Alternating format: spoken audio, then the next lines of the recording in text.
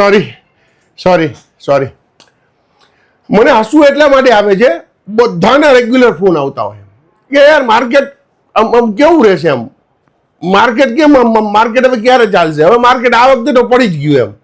એમ મને દર વખતે યાદ આવે કે અમુક લોકો એવા છે કે જે રાહ જોઈને બેઠા છે કે રિયલ એસ્ટેટની માર્કેટ પડે એટલે પછી આખા ગામને બતાવી નથી, એને લેવું, એને એક જ કામ કરવું છે કે ભાઈ માર્કેટ પડ્યું, માર્કેટ પડ્યું, માર્કેટ પડ્યું, માર્કેટ પડ્યું.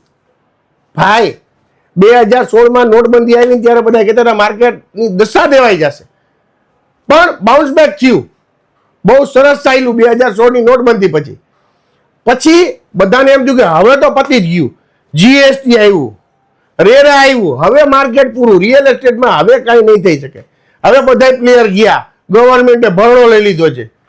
ત્યાર પછી એ ચાલ્યું, ઓલા લોકો વળી પાછા નિરાશ, વળી પાછું કોરોના આવી ગયું, કોરોનામાં બધાને એમ થયું કે રિયલ એસ્ટેટ ગયું, હવે તો આખી દુનિયા જે છે એ હલવાઈ ગઈ, હવે પૂરું, હવે રિયલ એસ્ટેટમાં આ ભાવમાં તેજી આવે આવતા 10-25 વર્ષ એવું નહીં લાગે. મને મળતા હતા ને કહેતા હતા. અને મહત્વની વાત એ છે ભાઈ કે ત્યાર પછી બાઉન્સ બેક આવ્યું અને અત્યારે ઘણા બધા લોકો રાહ જોઈને બેઠા છે કે હવે માર્કેટ પડ્યું, હવે ઊંચું આવવાની શક્યતા ઓછી છે, હવે 5 વર્ષ કાઢી નાખશે. ભાઈ માર્કેટમાં ડિમાન્ડ છે જ. આજની તારીખે 100% ડંકાની ચોટ ઉપર કહું છું કે આજની તારીખે જો માર્કેટમાંથી માણસના મગજમાં જે કન્ફ્યુઝન છે, લવ કે નો લવ, ભાવ આ બધા કહે છે ઘટશે ને એક બાજુ કહે છે વધશે, એ કન્ફ્યુઝન નીકળી જાય ને તો આજે ફૂલ ઇન્વેન્ટરી જે છે ને જેટલી પડી છે એ આખી પતી જાય એમ છે.